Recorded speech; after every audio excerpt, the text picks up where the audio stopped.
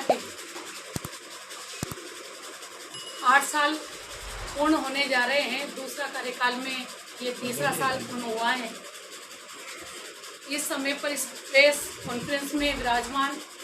हमारे जिलाध्यक्ष आदरणीय डोगरा हमारे शीतललाल जी राणा जी भाई साहब, सम्मान्य बूंदी से विधायक मेरे बड़े भाई सम्मान्य डोगरा जी भाई साहब, सभी कार्यकर्ता बंधु तो यहाँ उपस्थित है। बड़ी खुशी की बात है कि हमारे देश की सरकार सम्मान्य नरेंद्र मोदी जी के नेतृत्व में लगातार गरीब, मजदूर, किसान और महिलाएं, और बात करें तो चाहे मध्यम वर्गीय परिवार हो, व्यापारी हो, चाहे लघु सीमांत कृषक हो, चाहे कोई भी वर्ग रहा हो, कोई भी उनकी योजनाओं का लाभ लेने में अछूता नहीं रहा। ये बहुत खुशी की बात है। हमारे लोकप्रिय प्रधानमंत्री जी सम्मान्य नरेंद्र मोदी जी के इस दूसरे कार्यकाल में हम करेंगे तो 2014 से 22 तक 8 वर्ष हम लोगों ने पूर्ण किए हैं, और पूरे देश में इन 8 वर्षों के शासनकाल को लेकर भारतीय जनता पार्टी द्वारा सेवा, सुशासन और गरीब कल्याण पखवाड़ा हम 30 जून से 14 जून तक मना रहे हैं। और पूरे 8 वर्षों के कार्यकाल में क्या हुआ क्या नहीं हुआ आपके माध्यम से आम जन को बता रहे हैं। लेकिन बड़ी खुशी की बात यह है कि हमने जनता की आत्मा में उतरकर हमारी सरकार ने जिन बातों को लेकर सत्ता में हमारी सरकार आई, उन सभी मुद्दों को आज जनता के बीच पूरा करके न कि जनता में विश्वास बनाया बल्कि उनके दिल को भी जीता है। देश में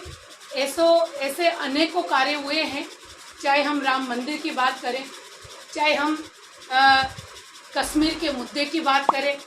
चाहे हम धारा 370 की बात करें, चाहे मुस्लिम बहनों को आज़ादी दिलाने की बात करें, और चाहे हम कोरोना काल की बात करें। कुल मिलाकर देश में 190 करोड़ लोगों को कोविड कार्यकाल के अंतर्गत जो डोज देने का काम किया,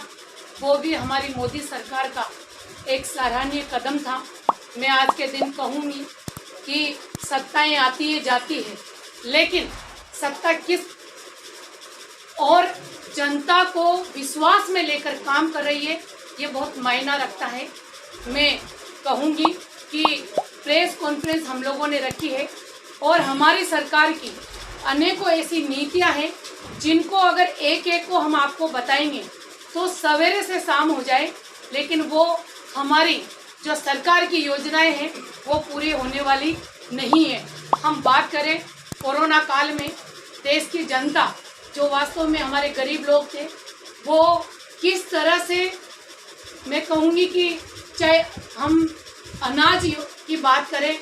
चाहे उनको इलाज की बात करें, चाहे और किसी तरह से हमारे छोटे छोटे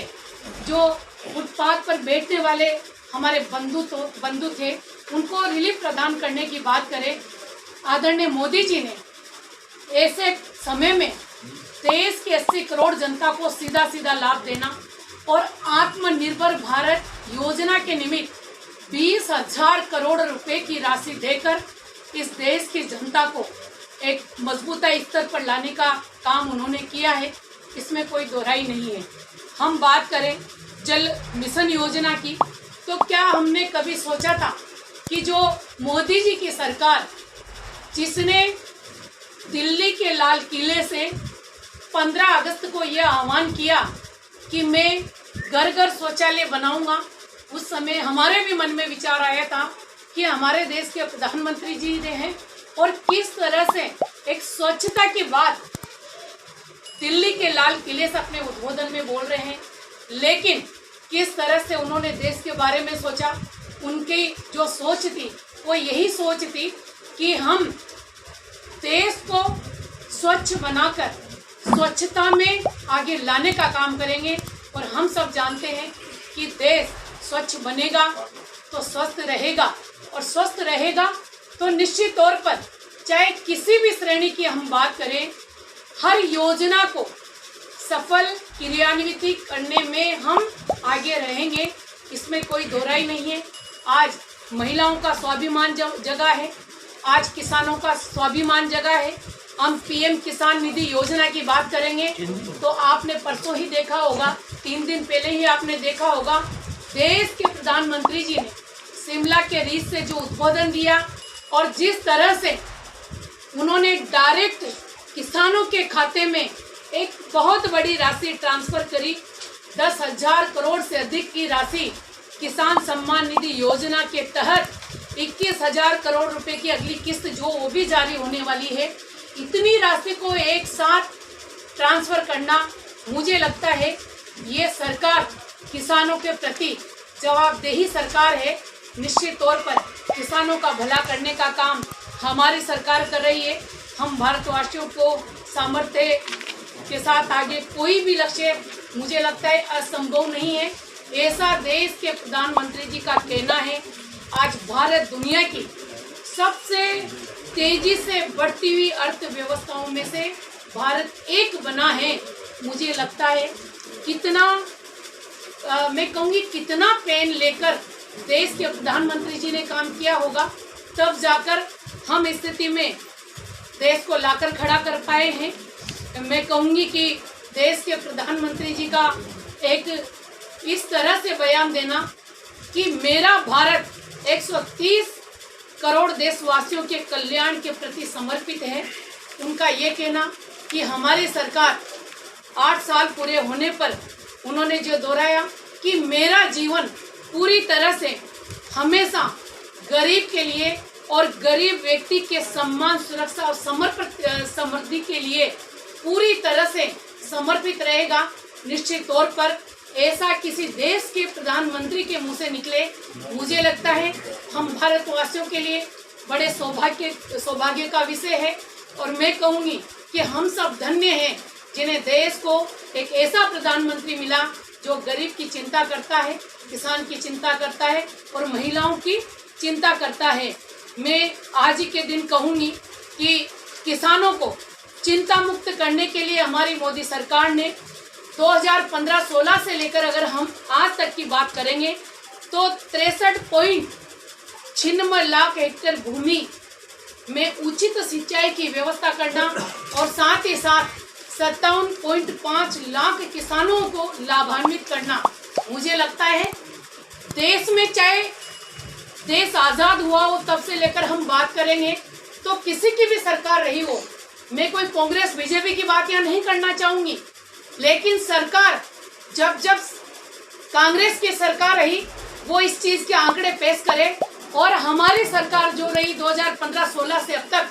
किसानों के लिए इतना बड़ा काम करके देना, मुझे लगता है ये भारतीय जनता पार्टी के अलावा किसी भी सरकार ने नहीं किया। जो भले ही किसानों से वादा करके सत्ता में आई हो, चाहे गरीबों से वादा करके सत्ता में आने का प्रयास किया हो, लेकिन देश के प्रधानमंत्री जी ने किसानों के लिए एक जबरदस्त काम करके दिया। इस बात के लिए हम उनका दिल से, तहे दिल से और मन से सम्मान करना चाहेंगे कि आज किसानों के दिलों पर आप राज कर रहे हो। हम बात करें ईज ऑफ डूइंग बिजनेस की, तो आप देखिए रैंकिंग में जबरदस्त सुधार होना ये देश की सरकार की प्राथमिकता बनी है। और इसी के साथ हम बात करें 2014 से जो व्यवसाय शुरू करने वाले जो व्यवसाय जिन्होंने शुरू किया उसमें जो वक्त लगा वो घटकर आधा रह गया। ये कितनी अच्छी बात है। जो 35 दिन हमारे थे उसका 18 दिन होना, ये भी एक जबरदस्त काम। मुझे लगता है किस तरह से देश की अर्थव्यवस्था को पटरी पर लाने के लिए चाहे हमारी सरकार के मंत्री हों चाहे प्रधानमंत्री हो, उन्होंने इस काम को करके दिया है। हम दुनिया में सबसे कम कारपोरेट टैक्स देने वाले बने हैं, ये भी हमारे लिए बहुत खुशी की बात है। हम राष्ट्रीय एकल प्रणाली की बात करेंगे तो इसमें भी निवेश पर त्वरित निगरानी के लिए एक वन स्टॉप सॉल्यूशन लागू करने का काम किया है। ये भी हमारी सरकार ने किया है। मैं इसके साथ कहना चाहती हूँ कि हमारी उज्ज्वला योजना हो, चाहे हमारी पंडित दीनदयाल योजना हो, चाहे जल मिशन योजना हो, अगर इन योजनाओं की हम बात करेंगे तो आप सबके सामने हैं। हम बूंदी की धरती पर बैठे हैं, हम जिस महानगरी में बैठे हैं, जिस छोटी काशी के अंदर हम लोग बैठे हुए हैं, आप सबको मालूम होगा सम्मान्य विधायक जी लगातार राजस्थान की विधानसभा में उठाते रहे कि आखिर में क्या कारण है। जिस चंबल के किनारे हम लोग बैठे हैं वहां पर भी जनता, वार्डों की बात कर लें, ग्रामीण एरिया की बात कर लें, हम हिंडोली विधानसभा में चले जाएं, हम केशवरायपाटन विधानसभा में चले जाएं, आखिर में क्या कारण रहा कि देश आजाद होने के बाद भी आज तक जनता को मीठा पानी हम नहीं पिला पाए। इस ओर कहीं न कहीं सरकार को, स्टेट गवर्नमेंट को सोचना चाहिए, विचार करना चाहिए और गहनता से इस बात पर विचार करें कि जब हम चंबल के पानी को भीलवाड़ा ले जाएं, आखिर में वहां तक पानी पहुंच गया तो क्या रुकावटें थी कि हम बूंदी शहरी क्षेत्र की व्यवस्था को सुचारू रूप से आज भी व्यवस्था नहीं बना पा रहे। हम बात करें केशवरायपाटन की, हमें पता था कि हमारी सरकार थी, हमारी सरकार के समय चाहे हम योजनाएं सैंक्शन करवा सके, लेकिन उन सारी की सारी योजनाओं को, चाहे झाली जी का बराना हो, चाहे हमारी हिंडोली विधानसभा क्षेत्र की जो स्कीम थी उसके निमित्त हमारी 14 पंचायतें हो, इन सारी योजनाओं को भी सैंक्शन में डाल देना, मुझे लगता है ये जनता के साथ एक बहुत बड़ा कुठाराघात किया। आज मैं आप सबके माध्यम से देश की सरकार को, नरेंद्र मोदी जी की सरकार को मैं इस बात के लिए धन्यवाद देती हूँ कि आपने कितना बड़ा दिल रखा होगा कि पूरे देश में जनता को शुद्ध पेयजल उपलब्ध करवाने के लिए एक जल मिशन योजना आप लेकर आए और इस योजना के निमित्त आपने एक जबरदस्त काम किया। 6.27 करोड़ रुपए की राशि देना और सीधे सीधे हम बूंदी विधानसभा की बात करेंगे तो इकल्ले हम केशवरायपाटन की बात करें तो 350 गाँव के लिए इस स्कीम का बनना और उसी के निमित्त और भी हमारे चाहे हिंडोली विधानसभा के रुके हुए गांव हो, चाहे हमारे बूंदी विधानसभा के रुके हुए गांव है। आप सबको मालूम है, जिलाध्यक्ष जी को और आपको अभी जिला परिषद की बैठक में आपने देखा होगा कि प्रत्येक घर में नल पहुंचे, उसका काम आपके माध्यम से आपकी देखरेख में हो रहा है। हमारे बड़ी बड़ी पीएसपी बनी हुई है, हमारी टंकियां बन रही है, पूरी पाइपलाइन डलने का काम शुरू हो रहा है। मुझे लगता है अगर देश की सरकार को जल मिशन योजना के अंतर्गत होने वाले इस काम के लिए राजस्थान गवर्नमेंट एक जरा सा भी सपोर्ट कर दे तो एक साल भर के अंदर ये हमारी योजना धरातल पर उतर कर आएगी और गांव की जनता को शुद्ध पेयजल मिलेगा। जो महिलाएं पानी के लिए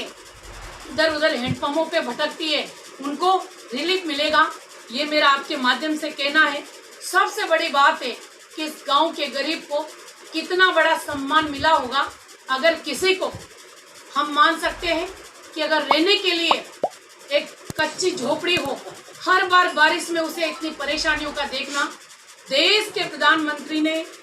प्रधानमंत्री आवास योजना के अंतर्गत 2.40 करोड़ से अधिक आवास बनाना निश्चित तौर पर उस गरीब के सपने को साकार करना है जो वर्षों से इंतजार कर रहा था कि मेरी अपनी खुद की छत होगी, मुझे भी स्वाभिमान से रहने के लिए